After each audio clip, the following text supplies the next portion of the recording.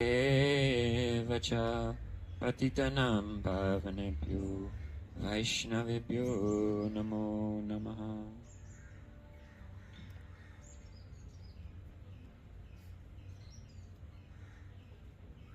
Namaste and welcome everyone.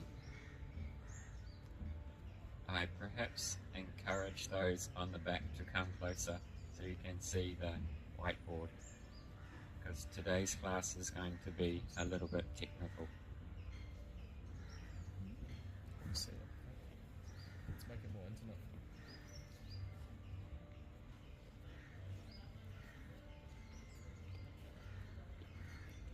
Sometimes people don't like technical things or philosophy.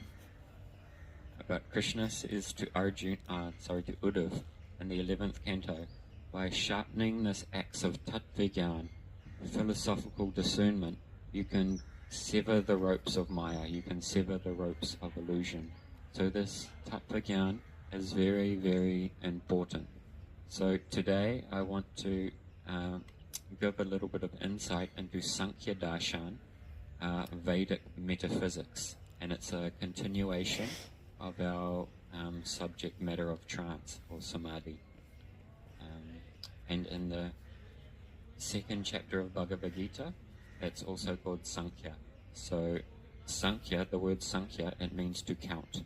And Sankhya is said to be the oldest philosophical system, because there is what's called Saddarshan, 6 classical schools of Indian philosophy, Nyaya, Vaisheshik, Purvamimamsa, Sankhya, Yoga, and Vedanta. And underpinning all of them is Sankhya, the Vedic metaphysics. So they all share that commonality of Sankhya. And so Sankhya, at least in Bhakti Marg, it has 24 elements, or the 24 categories of creation.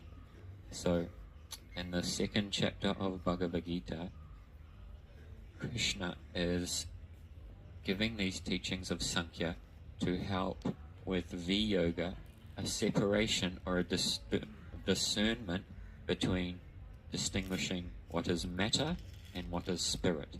So we want to give some analysis today of what is matter and what is spirit, particularly in the context of the subtle psychological body.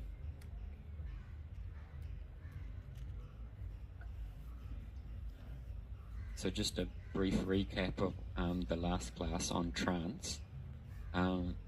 So we saw how trance is actually quite prevalent in society, and we are in all kinds of trance. Trance of the cell phone, trance of movies, cinema, trance of our job, of a particular narrative, belief systems, behavioral patterns. These are all kinds of trance. And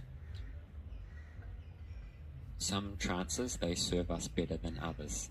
Some are more at the tamasic end of the scale, some are more rajasic, some are more sattvic, and then in the case of the bhakti trance or bhakti samadhi, this is a nirguna kind of trance.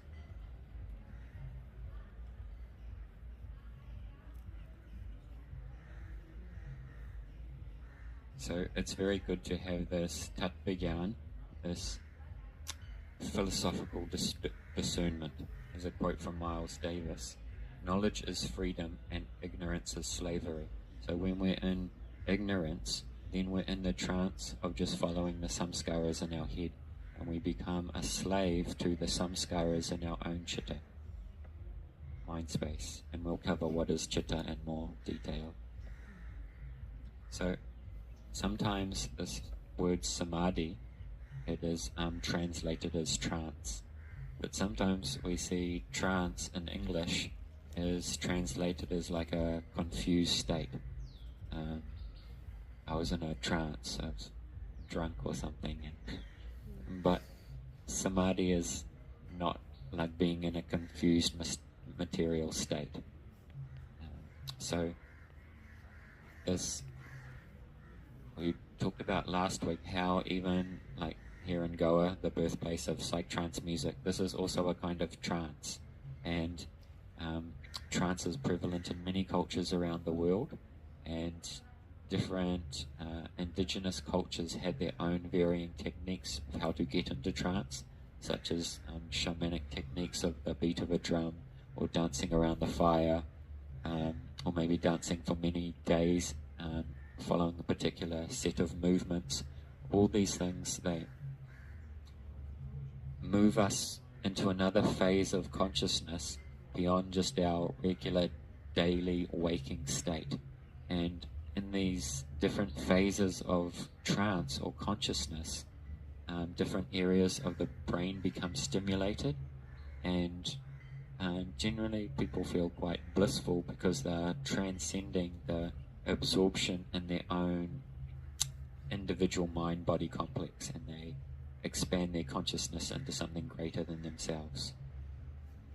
But these different trances, depending on the technique which the trance is induced, it will either have a tamasic, rajasic, or sattvic component to it.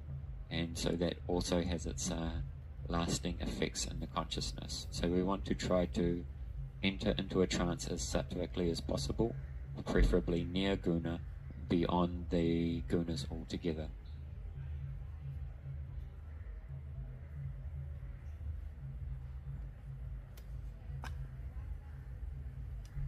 So now I'm going to write some things on the whiteboard.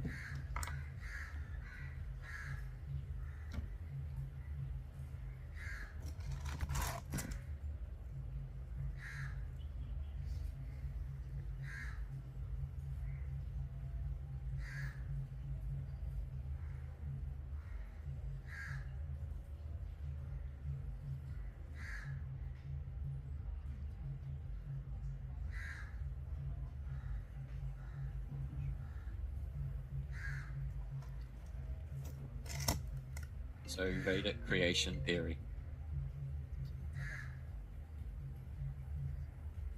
This creation of the material cosmos, it happens in cycles.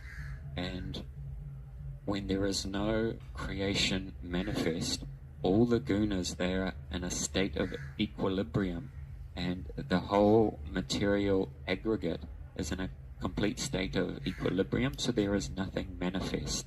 And that unmanifest material potential, that is called prakriti, in an unmanifest state. And then from there,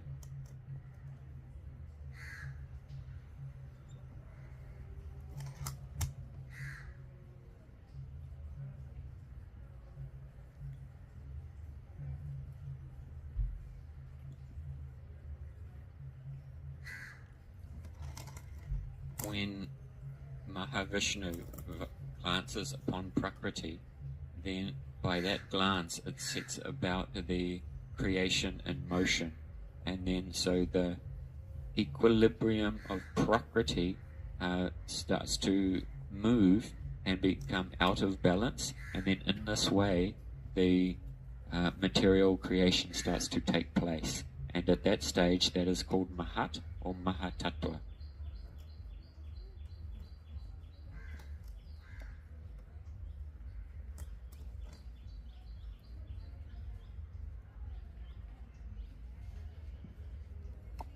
So the souls have now entered into the Mahatattva, and that portion of the Mahatattva that covers your soul, that is called Chitta. So there's the Mahatattva outside, and then the Mahatattva inside. So the portion that covers your soul, that is called Chitta.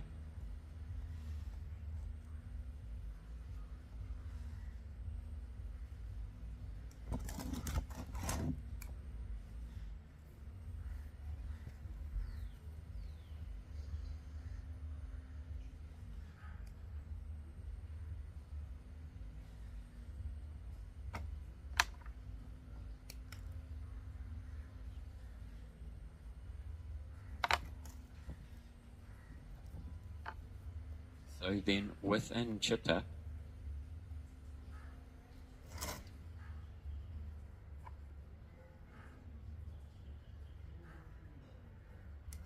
the sattvic component of Chitta or the sattvic element, that is chitta. It's very lucid, it's very clear, like very clear water, or like a clear, clean mirror. And it's the screen upon which everything is reflected. So perhaps if you've practiced yoga nidra before, in that practice they say the chit akash, the space of the chitta, the screen of the mind upon which everything is reflected. So often when you close your eyes, it's like there's a black movie screen, and all your thoughts, all images, they are reflected on the screen of the mind, and that mind is called chitta. And that's the sattvic portion of the chitta. And then the rajasic portion, that's called ahankar or ego.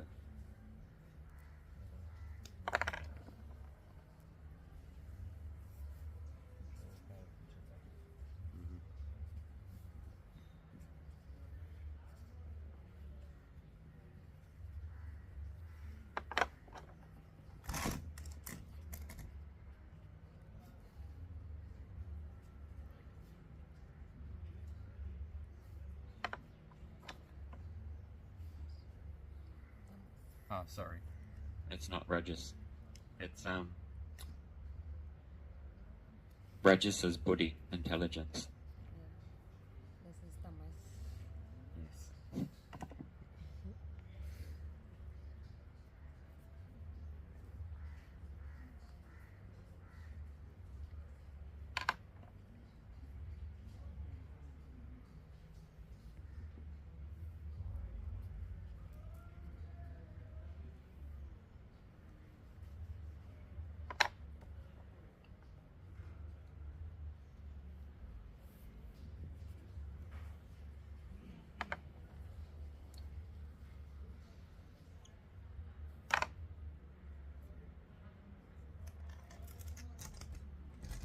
So here's how the three gunas are acting in the chitta, the portion of the mahatattva that has covered your soul. So the sattvic element, that is mind, manas.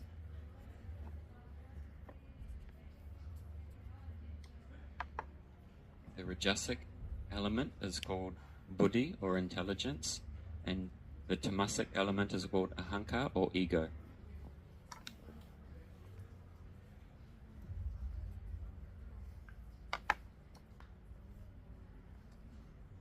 So the basic function of the mind is kalpa vikalpa, accepting and rejecting. And then the rajas, the buddhi, the intelligence with its discernment feature, it can try to use the intelligence to discern what it should accept and what it should not, what it should accept and what it should reject, based upon the preferences of the ego. And the ego is the conglomeration of the impressions, the samskaras stored within the chitta, and that collection of samskaras then that gives rise to a particular sense of self or a particular persona, personality, and then so that personality, it has its material desires, its material wants and needs. So then it's always engaging the mind and the buddhi how to fulfill its egoic agenda.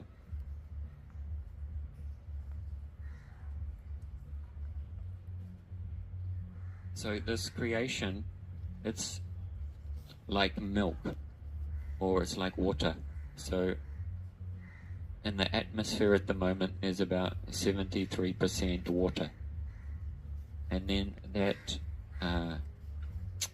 unmanifest water goes through phase transition into clouds, and then another phase transition into rain, and then from rain it can come down onto the earth, and then in very cold places it can take solid form into ice. So in the same way, the unmanifest prakriti, it's going through its evolutes, and they become more and more and more gross.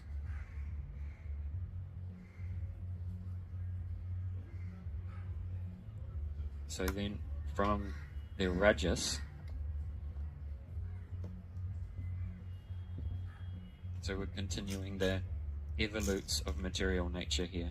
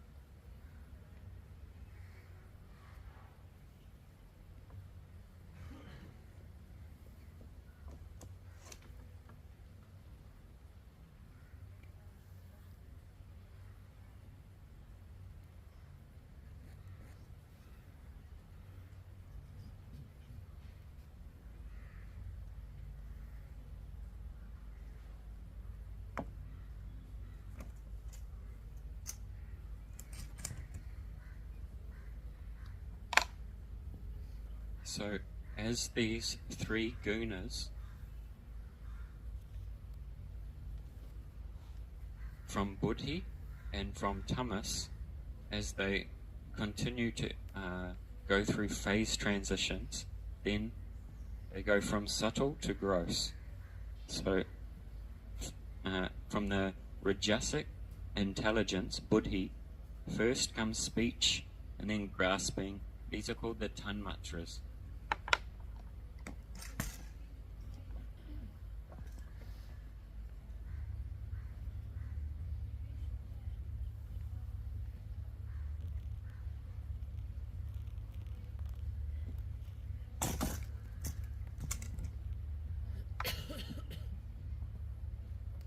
So from the subtle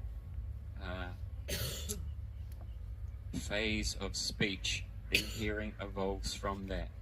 And then from grasping comes touch, from mobility, sight, from reproduction, taste, from evacuation, smell.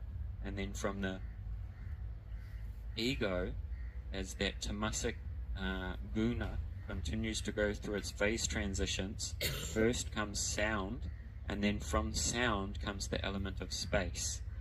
From tangibility comes the element of air.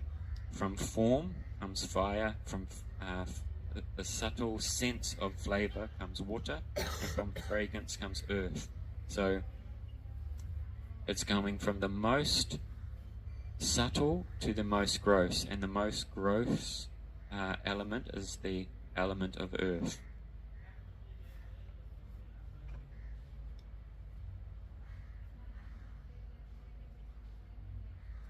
So from those to these to that, and then finally the elements.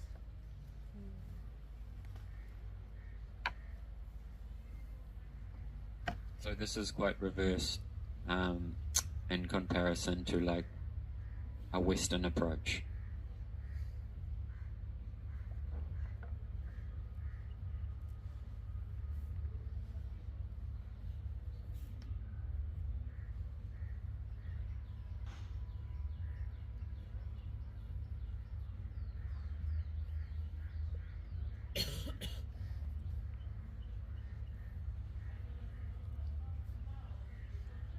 So why I'm giving all this very technical information is it's going to be very relevant later on when we hear about yogic trance, and then I don't think we'll cover it today, but in another class I want to go a lot more in detail about the chitta and the stabilization and the destabilization of the chitta, because this is in Yoga Darshan they use the term chitta, which includes ahankar, buddhi, and manas. Chitta means all three of them together.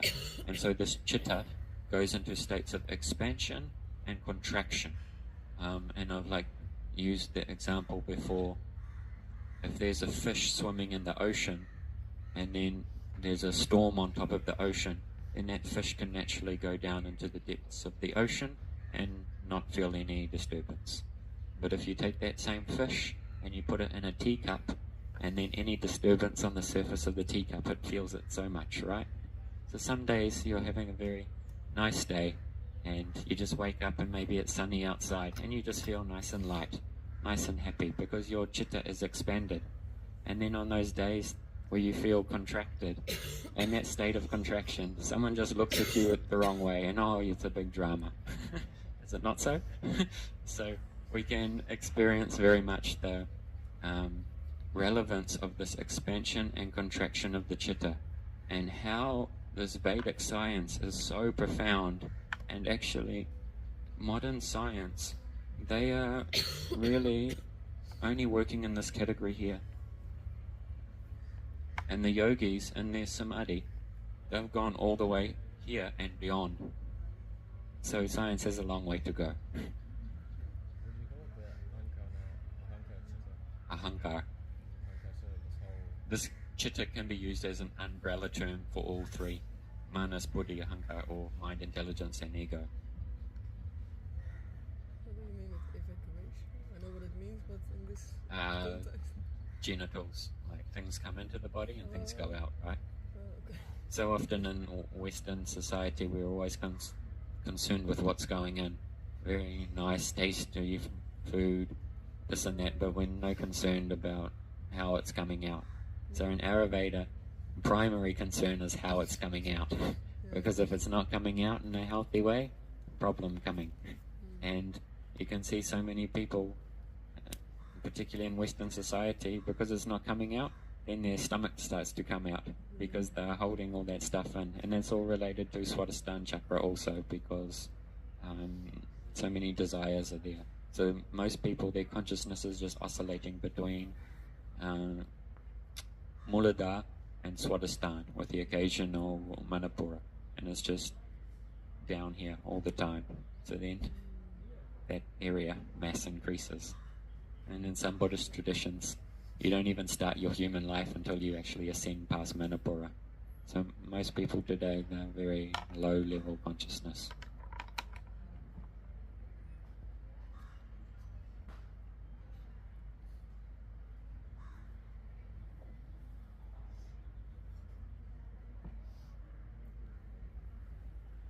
So this here, manas, buddhi and ahankar, this is also the anatomy of the subtle body, or what's called the shukshma sharira. Shukshma means subtle, sharira means body.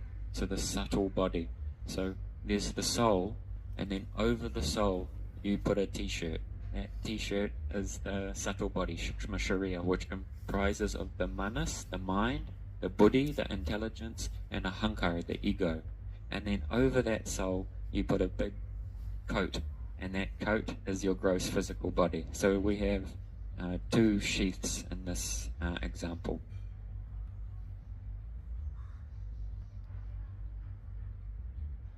Shukshma Shariya Chitta, Mm. Yeah, you can call them the same. So Patanjali's given in Yoga Sutras, Yogas Chitta Vritti Nirodha. Yoga is the cessation of the oscillation of the mind, of the chitta, because the chitta is filled with so many samskaras, so many impressions from the ego. And then the manas and the buddhi are just in a constant endeavor of how to fulfill these samskaras from the ego. And this just creates such oscillation. Like the natural state of the chitta is very clear and lucid, like a clear lake of water. But these manas and buddhi, it's like dropping boulders in there all the time, and the water is always so disturbed, so you cannot, because the lake is so disturbed, you cannot see the reflection of your own soul. So we cannot actually even enter the state of yoga when the chitta is in a state of oscillation. So Patanjali, he's saying, when the chitta is clear, naturally you can see the lucidity of your own soul, and you will be abiding in your true nature. Otherwise, you'll be lost in the ever-changing mind. And Krishna says a similar thing also. So the project of our spiritual sadhana is to stabilize this chitta. And when the chitta is stabilized, very naturally we can be situated in our own spiritual nature and see how that soul, that Atma, is related to the Supreme Soul beyond the material nature. But when this is in a state of oscillation, no chance of yoga.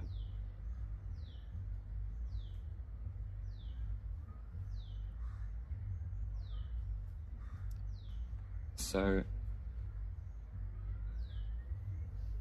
let's now look at the yogi when he's going into trance. So I mentioned the other day in our class that there's voluntary trance and involuntary trance. So here we're looking at voluntary trance in the context of the Vedic paradigm or from the yogic perspective. So when the yogi sits down to go into Samadhi, this is step number 8 on the yoga ladder. So first is yam and niyam, which means moral codes and lifestyle practices to stabilize the chitta and stabilize the physical body also. So like in the Bible they have 10 commandments, in Buddhism they have 8 precepts. So all these moral behaviors that we maybe don't want to do, all these rules and regulations, but there's a purpose to them. It's to stabilize the chitta. So that's yam and niyam. The next step is asana. And asana means seat. That's what it actually means. And so to sit comfortably for a prolonged period, that is the project of asana, step number 3. So asana is not yoga. It's quite down the ladder. So just wearing yoga pants doesn't make you a yogi. So when you can sit comfortably, of course doing the asana physical postures is very good for the body, and we cannot serve Krishna without having a healthy body, and we cannot go deep into our japa when we have a sore back or sore shoulders. So the asana is very useful for that. So to be able to sit comfortably, some asana is good. And then the next step, step number 4, is pranayama, regulating the flow of the breath, because as is the breath, so is the mind. So when the mind is in a state of oscillation and confusion, then yoga is not possible. So by consciously slowing down and controlling the breath, then you're activating parasympathetic nervous system. The whole mind begins to settle, the whole nervous system. So that is step number 4 on the ladder. And then when the body's comfortable, when the mind and breath is comfortable, then you can start to do pratyahara, withdrawing the awareness from the external world and drawing it back in towards itself. So then you're actually starting to reverse this process. Because at the moment we're just running around externally and internally in our head, all related to this category here.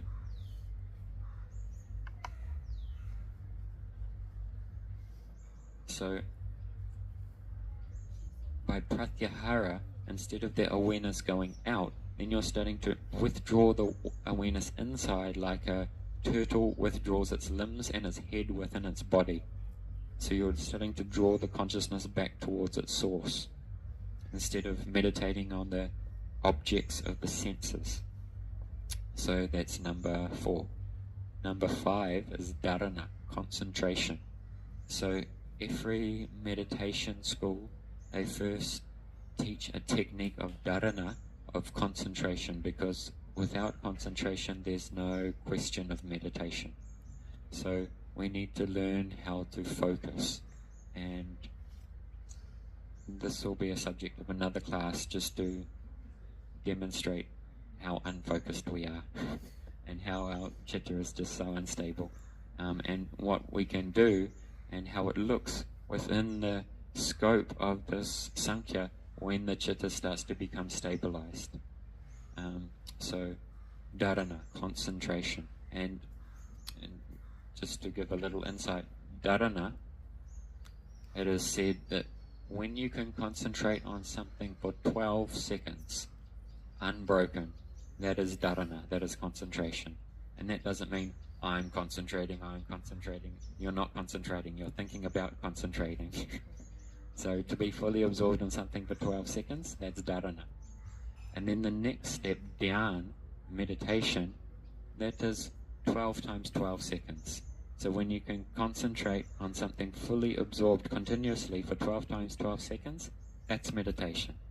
So it doesn't mean that you get out your stopwatch and, like, this is just to give some kind of indication for the mind. So 12 times 12 seconds, complete absorption in something, that is the state of meditation. And we've already gone through the steps of observances and moral codes, sitting comfortably, asana, regulating the breath, pratyahara, drawing the awareness inside, concentration, now meditation. Now meditation is possible. So all of this is from the yoga darshan, the yoga perspective. And then after all this, then with that concentrated mind, then we can start to look at Samadhi, yogic trance. So for most of us, we're no way near even the early steps, let alone trying to get to the level of Samadhi, you know. So Samadhi is not some cheap thing. You can't just pay $200 and go into Samadhi at the Tantra class on the weekend. Very unlikely anyway. So, but it also doesn't mean that it's not out of reach, because this is a very scientific formula that the rishis, the sages, are giving of how to stabilize our body, how to stabilize the mind so we can then enter into Samadhi.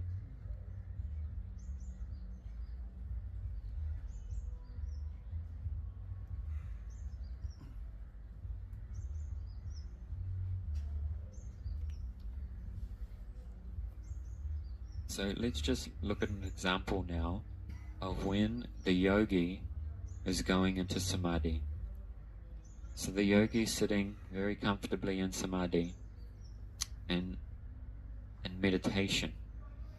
And then there's another technique called samyama, when dharana, dhyan, and samadhi, all three of them together. So concentration, meditation, and samadhi, or absorption, all three of those together, that is called samyama. So when the yogi is doing samyama, let's say on this pen, so first, in the first stage of samyama is savitarka samadhi. Savitarka samadhi. So in the savitarka samadhi, this object alone shines forth in the consciousness, because we never actually see anything actually as it is. Just like you have a cell phone, and the cell phone, the camera on the cell phone creates a facsimile of what it's pointing towards on the screen of the phone. So in the same way, through the sense of vision, we're looking outside, and then inside, in the space of the mind is creating a facsimile of that outer object in the space of the mind. So we're never actually seeing it exactly as it is. We're seeing a facsimile of it in our own chitta, our own mind space. So in the stage of samadhi, actually the yogi doesn't even need to see the external object. He can just bring that object into his consciousness, and the purified chitta will create a perfect facsimile of the object that he is introducing in his consciousness. But in the stage of savitarka samadhi, there will still be some reference to the yogi's previous worldly experience of that object, like other pens I've seen throughout my life. So there's still some relationship to previous worldly experience in this first level of samadhi. And then in the next level of samadhi, nirvitarka samadhi, then there will no longer be any reference to any previous experience of the object, and the object alone will shine forth in its entirety. And you'll get complete download of information about that object on the gross and subtle levels. So this is also explained in Vibhuti-pada, 3rd chapter of Yoga Sutras. And I mentioned last time, the yogis, they would do the samyama on the navel chakra, Manipura, and this is how the knowledge of Ayurveda came. And also in other cultures, it's not that, if they wanted to find some medicine, then they test one plant, oh mate, he dropped dead, so we won't, that one's a poisonous one, and this and that. Actually, in so many cultures, they had the wise people in that culture, they had some level of samyama, yogic ability. And in that samyama, they could actually commune with the plants and get the download of the plant without even tasting it. And then, so this is how so many traditional medicine systems came about. So this is the nirvitarka samadhi. The object alone shines forth in the consciousness, perfectly replicated, and you get a full download grossly and subtly of that object. Now, in the next level, the savichara samadhi, then you're going from gross to more subtle now. So now you start to perceive the tanmatras, the subtle essence of the object. So this, or the Panchamahabhuts, so instead of just seeing the function of the object, now you're starting to see the atomic structure of the object. It's composed of what's called the Panchamahabhuts, these 5 elements: earth, water, fire, air, and space. And so now you're seeing the atomic structure of the object. This is the Savitarka Samadhi. And then in the 4th stage, the Nirvitarka Samadhi, then you're not just seeing how these subtle elements underpin this one object, you're seeing how these same subtle elements actually pervade all of reality. So now your consciousness, by this concentration, your consciousness is actually expanding all the way to the outer universe now, because the same atoms that make up the whole universe. So now you're starting to get the download of the whole universe in your chitta, in your purified consciousness.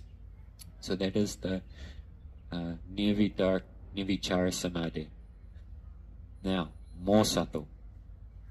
The Yogi Samadhi's, the Yogi Samadhi is going deeper now. And the next stage is called Sananda Samadhi.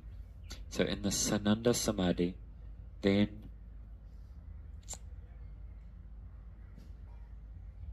you start to meditate on these tanmatras. You're starting to perceive how the subtle senses, how they are functioning and working, and sananda, so there's bliss in this level. And so now you're starting to perceive the objects of perception, or the mechanics of perception themselves, and seeing how everything works on this very subtle level. There's more bliss in that than on the gross level of anything the senses can come in contact with. So on the gross level, you're enjoying chocolate so much. But in the Sananda Samadhi, when you see the subtle mechanics of the elements and then the tanmatras, how all this is working, there's more bliss in that than eating any chocolate. So the yogi is experiencing so much bliss on that level. That's why it's Sananda. Then in the 6th level of Samadhi, Asmita, the consciousness is, or the awareness is turning very much inwards now towards the consciousness itself. So the Samadhi is now on your own consciousness. And so in this level, so how I'm explaining this is all from the yogic perspective. And in Bhakti Marg, there is also corresponding states to these levels of Samadhi in relation to the development of Bhakti. And that'll be another class, maybe next time. So,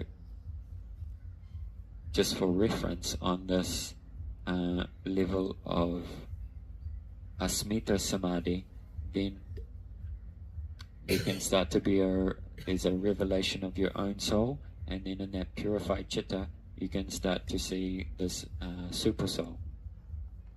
So these are the 6 levels of Samadhi, and they are known as Sabij Samadhi, or Bij means seed, or Samprangyata Samadhi, Samadhi with content.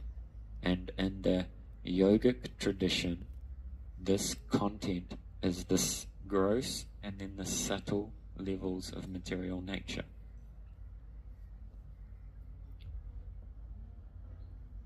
So that's Samadhi with a seed. And this is where the bhakti path and the yogic path, they have some difference now. So in the yogic path, they are aiming for near Bij Samadhi, a Samadhi without a content. And they are holding that in the highest position, or Nirvikalpa Samadhi. But the Bhakti Yogi, he is doing Samadhi, and samyama concentration not on a product of prakriti, because he's meditating upon mantra, and this mantra is not a product of material nature. So then the seed, the content in his samadhi is Sarup Shakti, it's the spiritual energy. And then that spiritual energy, it unfolds in a kram, in a sequence. So the difference between the yoga path and the Vaishnavas, they are putting forward that, yes, Sabij Samadhi is the highest, Samadhi with content, but that content is not Prakritic content, not from Prakriti. It's from Vaikuntha, the spiritual world. So many people, they get confused thinking, oh, Krishna had a body, so therefore his body was made of Prakriti, or anything like this. So ultimately, these forms of God are to get you to this, thus like stepping stones, and ultimately to be given up, because they're just the subtle forms of Prakriti. And the ultimate thing to aim for is the Brahman, the Nirvikalpa, the near Bij Samadhi, ultimately going into a formless nothingness. But actually, in the Bhakti Marg, in the Bhakti path, yes, we agree, you want to transcend from the gross and subtle elements of Prakriti, but then there's a whole spiritual reality that you can do the Samadhi and Samyama on, and this is the actual reality. Just like last week I mentioned about Plato's cave, and when the few people came out of the cave, first they were blinded by the light. So this light, when your consciousness pierces through the levels of Prakriti, then the first thing you see from the spiritual world is the aura of the spiritual world, the Brahmajyoti, that's like a very bright light. And that light,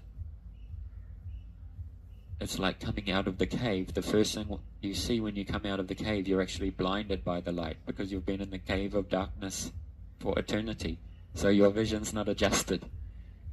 But so then you can think, oh, the ultimate reality is just light. Yes, you've touched upon the reality, but your vision's not adjusted. And when your vision is adjusted, like coming out of the cave, then you'll see, whoa, there's a whole spiritual world out there, with people, with Krishna playing his flute, taking the cows to graze. There's a whole reality out there. So to just try to stay somewhat actually artificially in that state of just coming out of the cave of seeing the light, this is not the highest thing. For some people, if they want to go to that, then no problem, as you like. But there's no rasa in that. There's no aprakrit ananda. There's the joy of not having any material suffering, which is joy in itself, because material life can be suffering sometimes. But there's no aprakrit ananda, supernatural bliss from the spiritual world coming online, just in that in-between phase, that transitional phase of stepping out of Prakriti into the spiritual reality. Just coming out of the cave, and in the stage of the light, there's no supernatural ananda from the spiritual reality manifest in that phase. Any questions about that so far? Are you following what I'm saying? Clear as mud? You go through the 6 states of samadhi. You can maybe write it on the board. The last few are a little. So the first one, Savitaka.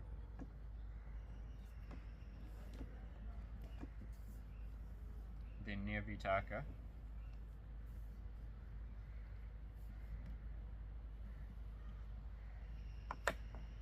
And then Savichar, Nirvichar.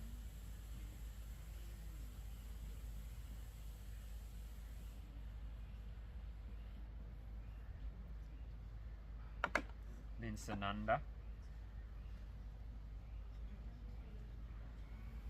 And then Asmita.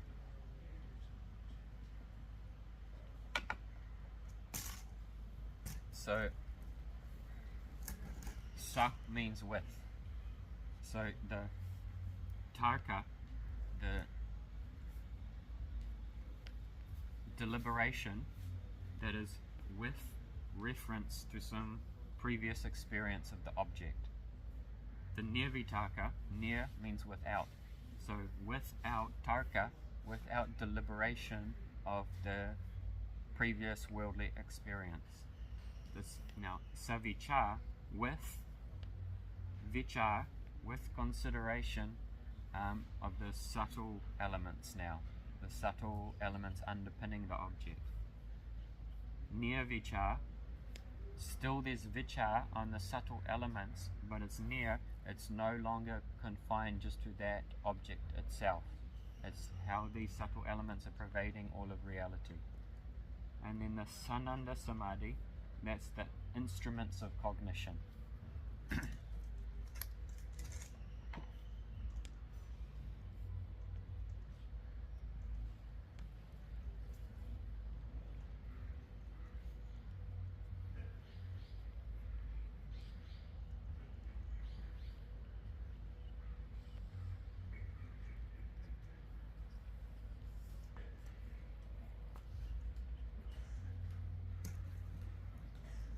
And then the last one, asmita, on the self or on Atman,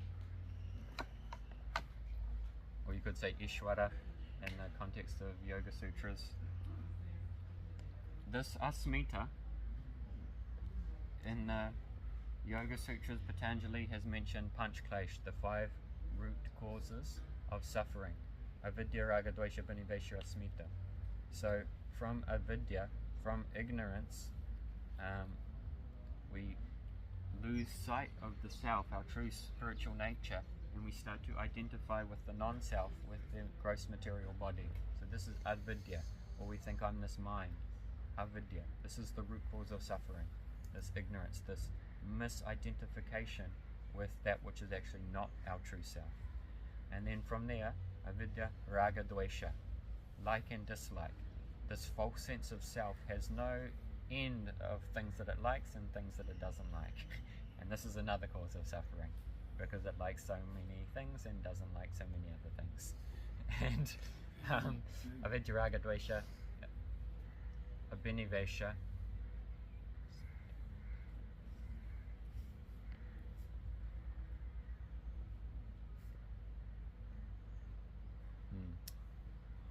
so asmita here in the Panch Kleshas, the 5 root causes of suffering, this is a sense of self, but a false sense of self. So that avidya, we can say it in this order, avidya, asmita, from avidya gives rise to a asmita, a false sense of self. That false sense of self has raga, dvesha, so many likes and dislikes, and then the final root cause of suffering is abhinivesh, the fear of death. People are always trying to keep themselves alive. You know, COVID, you see abhinivesh so much during COVID. Everyone's got their mask and all kinds of crazy things going because they're so afraid of dying, you know. Causes a big problem for people.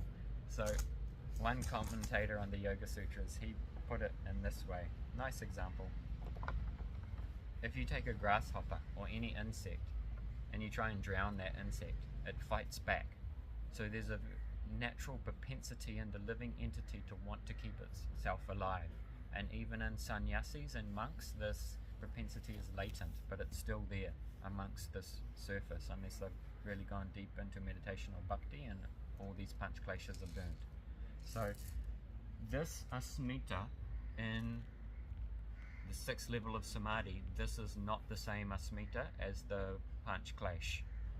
This is also a sense of self, but this is the true sense of self, not the false sense of self that gives rise to suffering. So there's a distinction there for those who are studying more in depth. I think now we might do a little bit of japa just to help you digest all of this.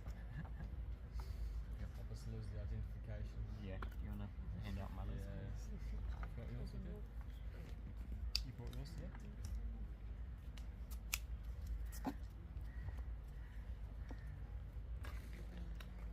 So Patanjali said in the Yoga Sutras, Ishvana Pranidhanva, the best form of Samadhi is Samadhi on Ishvara, the Supreme Controller or God. And if you can't do that, he's given a whole list of other kinds of Samadhi you can do to help purify your consciousness gradually, until you can come back to this Ishvara. But even this Ishvara, there's higher forms of God beyond that. So we don't want to stay there forever either. So to help stabilize this chitta, so we can actually approach this stage of yoga, mantra meditation is so powerful and so effective and the most powerful practice in this age. So let's chant very nicely together.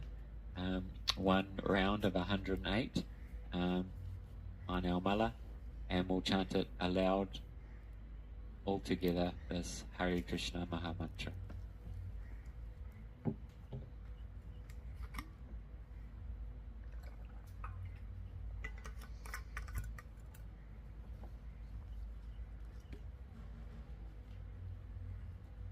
So sitting up nice and tall, nice good asana.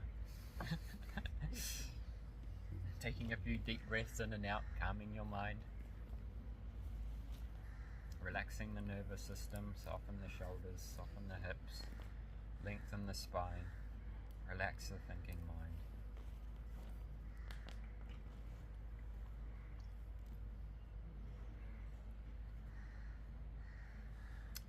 Withdrawing the awareness from the outer world and from the thoughts, and preparing to absorb yourself fully in the mantra. And then all chanting together.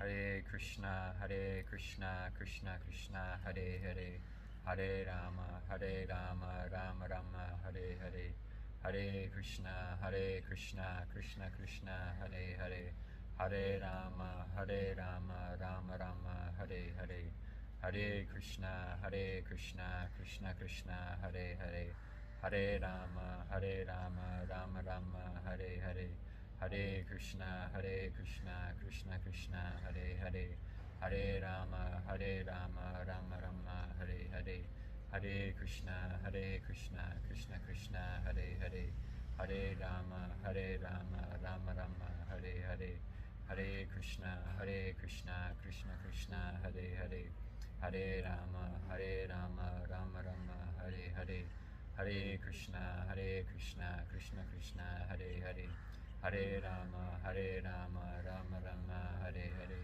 Hare Krishna, Krishna Krishna, Hare Hare, Hare Rama, Rama Rama, Hare Hare, Hare Krishna, Krishna Krishna, Hare Hare, Hare Rama, Rama Rama, Hare Hare, Hare Krishna, Krishna Krishna, Hare Hare, Hare Rama, Rama Rama, Hare Hare, Hare Krishna, Krishna Krishna, Hare Hare, Hare Rama, Rama Rama, Hare Hare,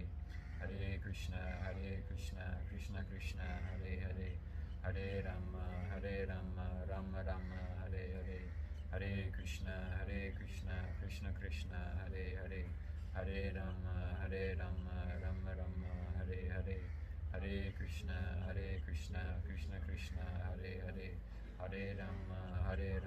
Rama Rama, Hare Hare, Hare Krishna, Krishna Krishna, Hare Hare, Hare Rama, Rama Rama, Hare Hare, Hare Krishna, Krishna Krishna, Hare Hare, Hare Rama, Rama Rama, Hare Hare, Hare Krishna, Krishna Krishna, Hare Hare, Hare Rama, Rama Rama, Hare Hare, Hare Krishna, Krishna Krishna, Hare Hare, Hare Rama, Rama Rama, Hare Hare, Hare Krishna, Krishna Krishna, Hare Hare, Hare Rama, Rama Rama, Hare Hare, Hare Krishna, Krishna Krishna, Hare Hare, Hare Rama, Rama Rama, Hare Hare, Hare Krishna, Krishna Krishna, Hare Hare, Hare Rama, Rama Rama, Hare Hare, Hare Krishna, Krishna Krishna, Hare Hare, Hare Rama, Rama Rama, Hare Hare,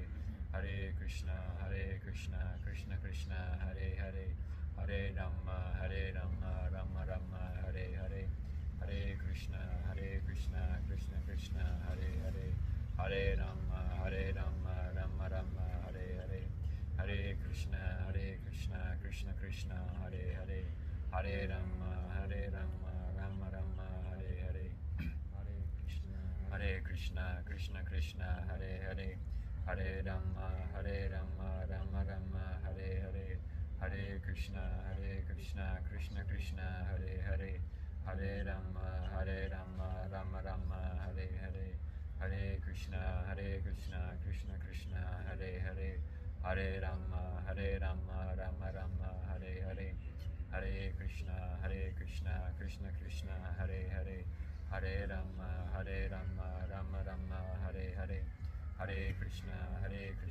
Krishna Krishna, Hare Hare, Hare Rama, Rama Rama, Hare Hare, Hare Krishna, Krishna Krishna, Hare Hare, Hare Rama, Rama Rama, Hare Hare, Hare Krishna, Krishna Krishna, Hare Hare, Hare Rama, Rama Rama, Hare Hare, Hare Krishna, Krishna Krishna, Hare Hare, Hare Rama, Rama Rama, Hare Hare, Hare Krishna, Krishna Krishna, Hare Hare, Hare Rama, Rama Rama, Hare Hare, Hare Krishna, Krishna Krishna, Hare Hare, Hare Rama, Rama Rama, Hare Hare, Hare Krishna, Krishna Krishna, Hare Hare, Hare Rama, Rama Rama, Hare Hare, Hare Krishna, Krishna Krishna, Hare Hare, Hare Rama, Rama Rama, Hare Hare, Hare Krishna, Krishna Krishna,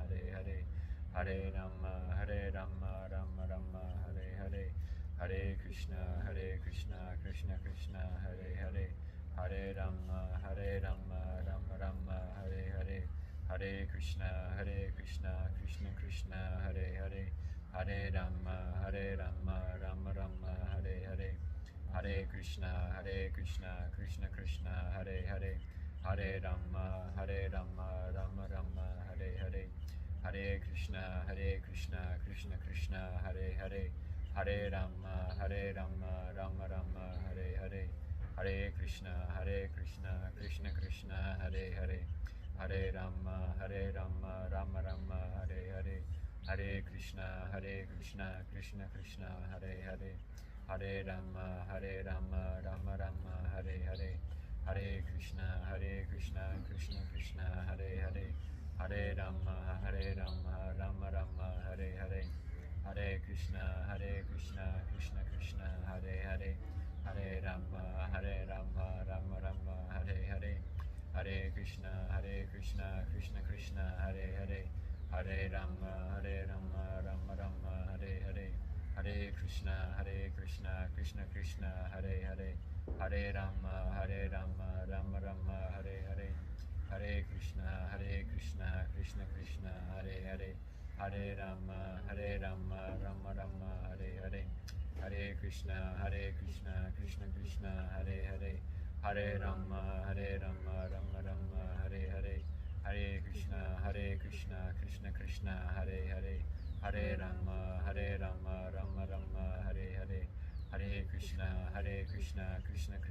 Hare Hare, Hare Rama, Rama Rama, Hare Hare, Hare Krishna, Krishna Krishna, Hare Hare, Hare Rama, Rama Rama, Hare Hare, Hare Krishna, Krishna Krishna, Hare Hare, Hare Rama, Rama Rama, Hare Hare, Hare Krishna, Krishna Krishna, Hare Hare, Hare Rama, Rama Rama, Hare Hare, Hare Krishna, Krishna Krishna, Hare Hare, Hare Rama, Rama Rama, Hare Hare, Hare Krishna, Krishna Krishna, Hare Hare, Hare Rama, Rama Rama, Hare Hare, Hare Krishna, Krishna Krishna, Hare Hare, Hare Rama, Rama Rama, Hare Hare, Hare Krishna, Krishna Krishna, Hare Hare, Hare Rama, Rama Rama, Hare Hare, Hare Krishna, Krishna Krishna, Hare Hare, Hare Rama, Rama Rama, Hare Hare,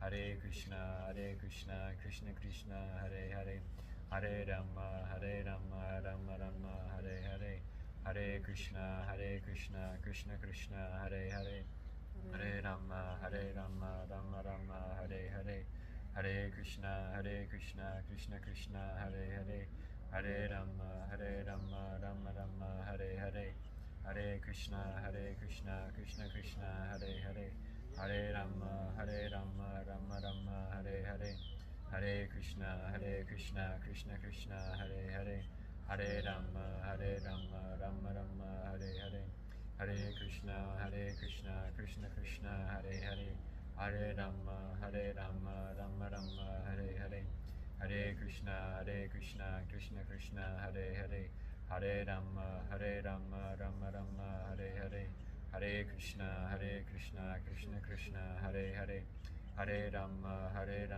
Rama Rama, Hare Hare, Hare Krishna, Krishna Krishna, Hare Hare, Hare Rama, Rama Rama, Hare Hare, Hare Krishna, Krishna Krishna, Hare Hare, Hare Rama, Rama Rama, Hare Hare, Hare Krishna, Krishna Krishna, Hare Hare, Hare Rama, Rama Rama, Hare Hare, Hare Krishna, Krishna Krishna, Hare Hare, Hare Rama, Rama Rama, Hare Hare, Hare Krishna, Krishna Krishna, Hare Hare, Hare Rama, Rama Rama, Hare Hare, Hare Krishna, Krishna Krishna, Hare Hare, Hare Rama, Rama Rama, Hare Hare, Hare Krishna, Krishna Krishna, Hare Hare, Hare Rama, Rama Rama, Hare Hare, Hare Krishna, Krishna Krishna, Hare Hare, Hare Rama, Rama Rama, Hare Hare, Hare Krishna, Krishna Krishna, Hare Hare,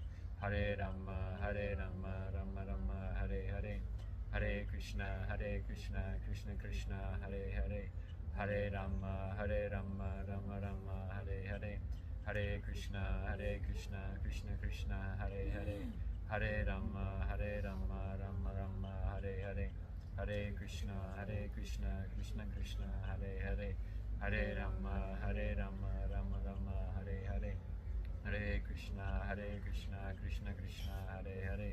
Hare Rama, Rama Rama, Hare Hare, Hare Krishna, Krishna Krishna, Hare Hare, Hare Rama, Rama Rama, Hare Hare, Hare Krishna, Krishna Krishna, Hare Hare, Hare Rama, Rama Rama, Hare Hare, Hare Krishna, Krishna Krishna, Hare Hare, Hare Rama, Rama Rama, Hare Hare, Hare Krishna, Krishna Krishna, Hare Hare, Hare Rama, Rama Rama, Hare Hare, Hare Krishna, Krishna Krishna, Hare Hare, Hare Rama, Rama Rama, Hare Hare, Hare Krishna, Krishna Krishna, Hare Hare, Hare Rama, Rama Rama, Hare Hare, Hare Krishna, Krishna Krishna, Hare Hare, Hare Rama, Rama Rama,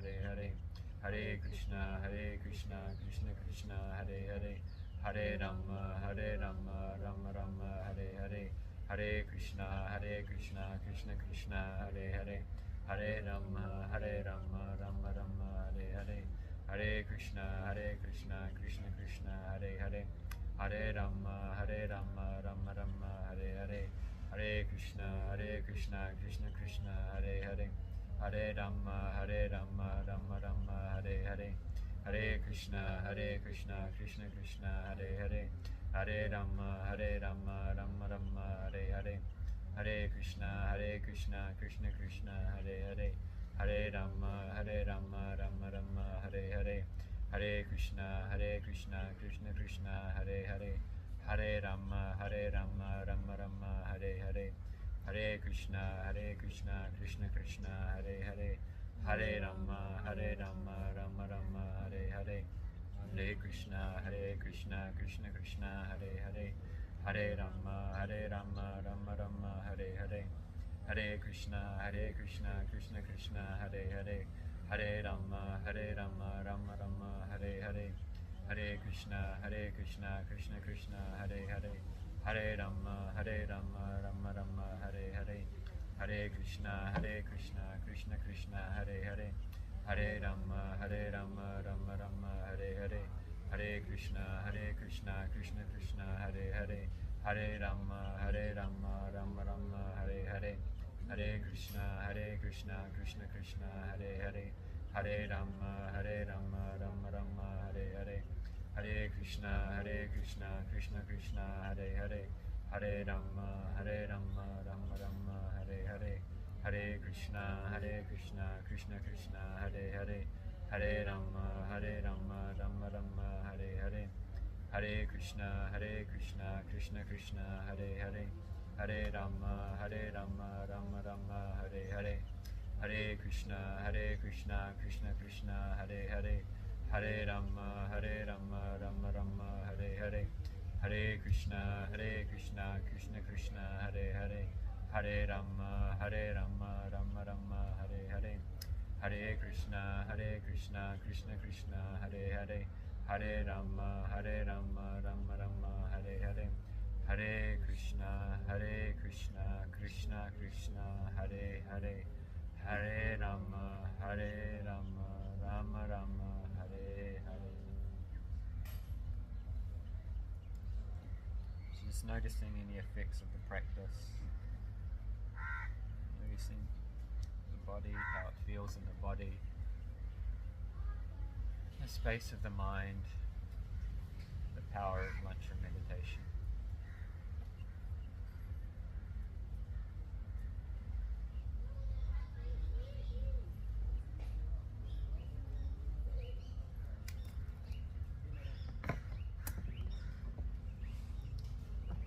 When you're ready, slowly opening the eyes and coming back to presence.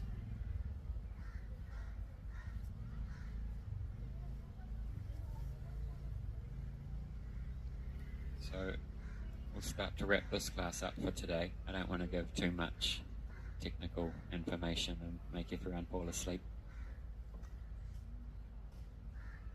Just to give a practical example of how from the subtle to the gross. So the first gross physical element is space. And then from space comes air. And from the combination of air and space comes fire. And from the combination of those three comes water. From those four comes earth. So in the element of earth, it has some moisture in it. So it has water. And it also it has the element of fire in it. To give an example, a tree that is made from earth. And if you rub two sticks together, fire's coming. And if you, it also has some element of air, and it takes up some space. So the earth has all the elements. And then as you go up, 4, 3, 2, 1. Even the element of water has fire in it. But have you ever seen water catch on fire? And you may think that's strange, right? Water, fire, maybe this guy's a little insane. Maybe, but still this is right. Because a few months back I got dengue fever and my temperature went really, really high on one day, and I went into like a nidra state and I was completely unaware of the body. And so in hospital they put ice packs on me to bring my temperature down, and then when I came back to later that day I had burns all on my body from the ice packs because they didn't wrap them up. So you can touch ice water and get burnt because of the fire element. So fire is in water. And to give the atomic makeup of these Panchamahabhutas, the atom of, let's say, earth, that atom is 50% earth, 12.5% of the other elements, and that makes up 100% of the atomic structure of each element. So the element of water, for example, is 50% water, 12.5% of the other elements. This is also useful when you study Ayurveda. So that's just some practical things there for the gross physical elements. And as you go deeper into your meditation and you're reversing the process and you're bringing your consciousness back through the gross, through the subtle, coming up through the psychological body, the Sukshma Sharira, and back to the level of spirit, then you can actually gain mastery over each level as you go. And that's how the yogis get siddhis or mystic powers. But also on each level, there's so many different beings living. There's just a whole lot of variety on each level.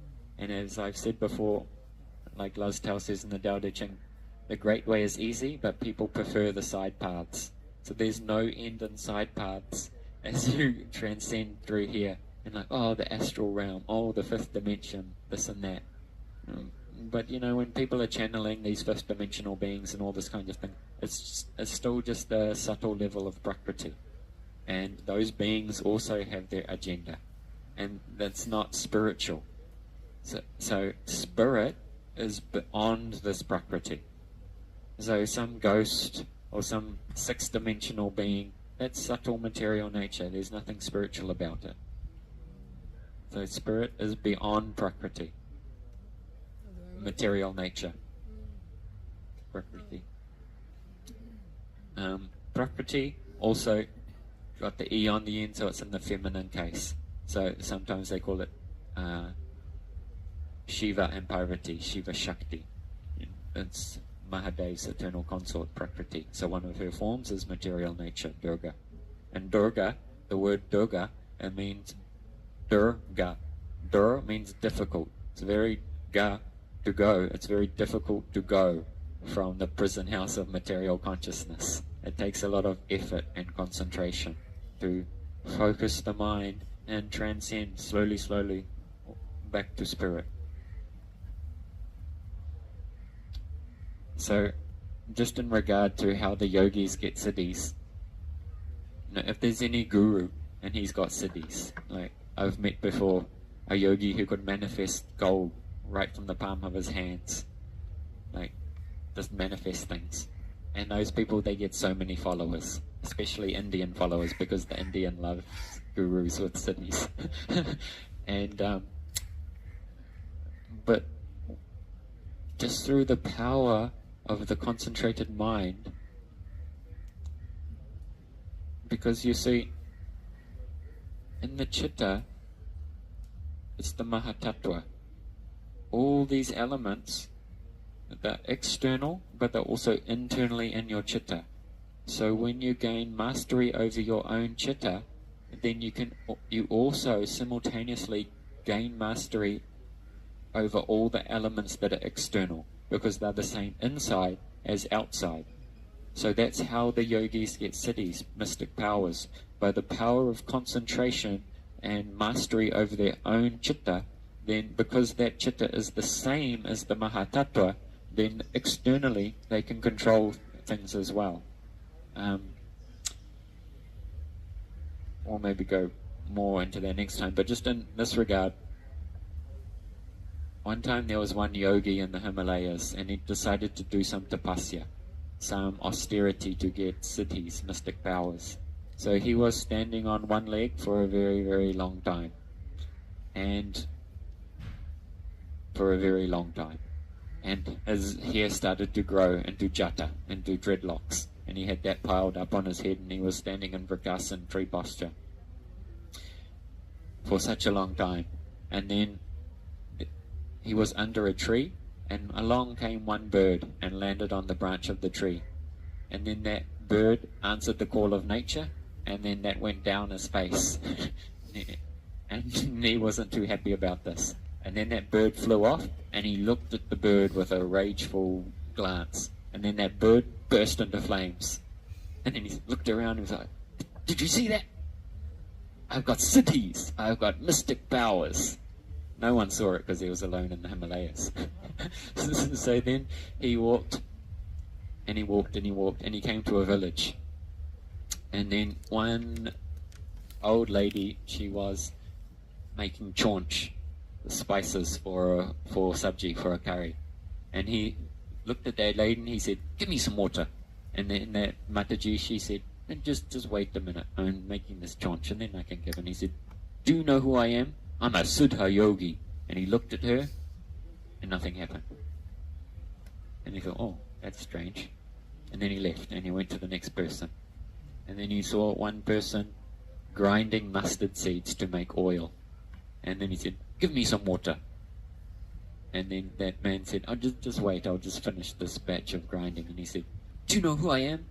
I'm a Siddha yogi. And he looked at that man, and nothing happened. Oh, that's strange. Then he went off to the next person, and they were grinding wheat for flour. And he said, give me some water. And then that man said, no, you just wait, wait a minute. And then the yogi said, do you know who I am? I'm a Siddha yogi. And he looked at him, and nothing happened. And then he's like, oh, what the hell is going on? I'm looking at all of you, and I've got cities, but nothing's happening. And then that man grinding flour, he said, why don't you go back to that old lady at the start of the village who was cooking chaunch, and you ask her? And then the yogi thought, how do you know about the yogi at the lady at the start of the village? What is this place? So then he went back to that lady, and he said, what is this place? My cities don't work here. No one's giving me attention. And then that old Mataji, she said, you know, we are also yogis, but we don't make a big show. And our life is all about devotion. So we're not concerned with having so many cities or powers just for our own ego. And so our whole life is orientated around serving the Lord, and in such a way we also take care of our families and our duties and all these kinds of things. And you spent so long in the forest, and you spent all of the accumulation of your power just on that one bird. And then all your cities were, all your Shakti was gone. So he spent all that time on one leg, accumulated all that Shakti just to kill one bird, and then Shakti was finished. So many people are like this. Like one of my teachers says, there's so many yogis in the Himalayas playing with energy, living in caves. But all this is just, it's material nature. And what will be the result? No eternal result. So we want to be bhakti yogis. And we'll talk more about this next time. This Ashtanga yoga system, these levels of trance in relation to bhakti, and then also in relation to our own chitta and the stabilization of the chitta, and how we can realize God sequentially through these stages of bhakti,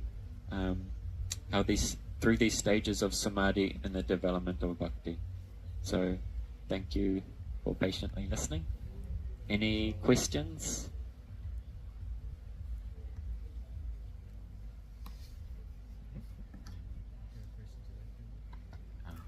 This topic is very useful. Almost 10 years ago, I was just down the coast from here with one friend, and we were swimming, and we got caught in the current, and my friend asked me to pull him in, but I'm not the strongest swimmer, and he ended up drowning while I was still holding on to him, and I could feel his atma leave the body. Very visceral experience. And anyway, long story short, later that day, we did end up recovering his body. And, you know, back in my country, in New Zealand, if this happened, it'd be on the 6 o'clock news, and there'd be helicopters and all kinds of things. And I went to the police station and said, oh, my friend's drowned. And they're just like, meh. It's India, you know. So anyway, later that day, his parents had to be notified, and they had to come for the cremation and all of that. And I was feeling just a little bit of tension. I was feeling a little bit sad for him. Actually, I knew 100% that his next destination was going to be very favorable for his spiritual development. So I was feeling just a little bit of tension in my consciousness. And then at the time, I was studying deeply this topic of Sankhya Yoga. So I listened to one talk from my Gurudev about the Sankhya Yoga. And part of the Sankhya is V-Yoga, discerning between matter and spirit. So this was just his matter. His temporary matter had just gone back to its source. But there's no death for the spirit. So then, by hearing the nectarian words of Gurudev and this topic of Sankhya, then the discernment was there. And then no tension, only Hare Krishna, Hare Rama. No drama. So that's very helpful. But it is a little bit technical, so again and again you have to hear. But when it's very clear, then you'll also get such an insight into so many different spiritual paths as well, and where on the scale of Prakriti they are working and where they get up to, and what is their limitation. Because by tracing the source back, you'll also see what is the orientation of the particular tradition, and if they're actually coming to a spiritual platform, or if they're just on the level of subtle material nature. So, Hare Krishna.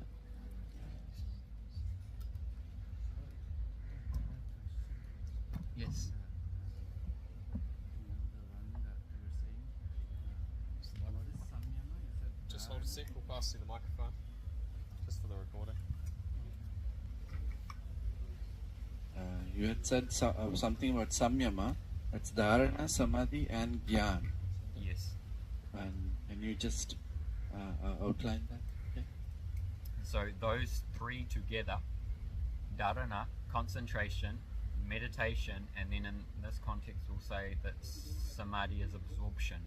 So complete absorption with meditation and concentration, that is samyama. And that samyama gives yogaja, special knowledge by the means of yoga, yogic perception. So like I used the example of the pen, that was a samyama on the pen. You can do samyama on the navel chakra for Ayurveda, samyama on the pole star for Jyotish. So Patanjali's given a whole list of items you can do samyama on, and then what siddhi comes when you do samyama on a particular object. So that's the three. So the real thing we want to do samyama on is Mahamantra, the names of God. And what happens when we do samyama on the names of God? That's the next class. And then, sorry, one last one. The Sabit Samadhi, you said Bhaktic and Yogi tradition see it differently. Can Yeah. you just So there. So, generally speaking, in the yogic traditions, they are emphasizing the Nivikalpa Samadhi or near beach Samadhi as being the highest attainment, and that is the light of Brahman. So that in-between state of the cave and the spiritual world, they want to merge into that light, and that is one eternal destination if that's what you're going for. But like I say, it's not the highest thing. It's indeterminate Brahman. So this word Brahman, it's realized in three stages. First is formless, and then is the localized super soul, Paramatma, and then is Bhagavan. So just like coming out of that cave, first is the light, and then as the vision starts to adjust, you might see some outline of trees or large objects, and then as the vision becomes fully adjusted, people, plants, so many things going on, so much activity. So as our vision adjusts of Brahman, if we are doing a appropriate sadhana, then our vision can adjust and we can see the Purnata, the full moon of Brahman, that is Bhagavan. But if we are not doing the appropriate sadhana under appropriate guidance, the most we can get up to under our own effort is the light of Brahman. To move beyond that, you need a guru who can help you adjust, your vision adjust, and take you further. Does that answer your question? Yeah, so in the Vaishnavas traditions, so in the yogic traditions, they're saying near beach samadhi, the emptiness content is the highest, without any content, and in the Vaishnava traditions, they are putting forward a samadhi with content is the highest, but we don't want a content of prakriti, either gross or subtle. We want a content of the spiritual energy, or what's called Sarup Shakti. So if you look at the Srimad Bhagavatam,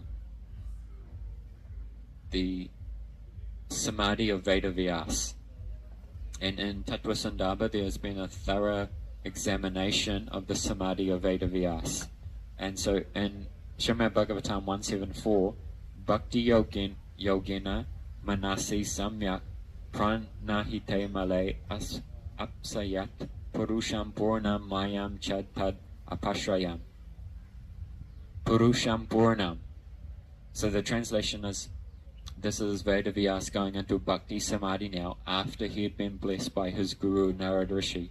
Thus he fixed his mind, perfectly engaging it, linking it in devotional service, Bhakti Yoga, without any tinge of materialism.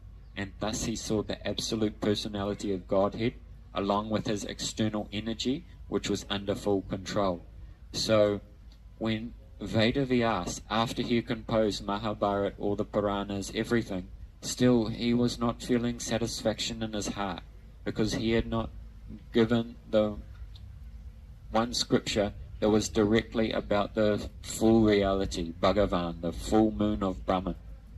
So then his Guru appeared, gave him blessings, and then Vedavyas went back into Bhakti Samadhi. And in that Bhakti Samadhi, he saw the spiritual world, he saw the material world, and he saw the jivas, the Tatastha Shakti. These three categories, the Bahiranga Shakti, Antaranga Shakti, and Tatastha Shakti. The spiritual world, the material world, and the jivas. And how the jivas, they can, with their Isha Shakti, with their desire, they can either go to the spiritual world or to the material world. And he saw the process to come out of the bondage of the material world or the material consciousness, that process is bhakti. So all this has been explained and illustrated very nicely in Srimad Bhagavatam. So all these things very nicely are in the Srimad Bhagavatam, so I very much suggest you read that.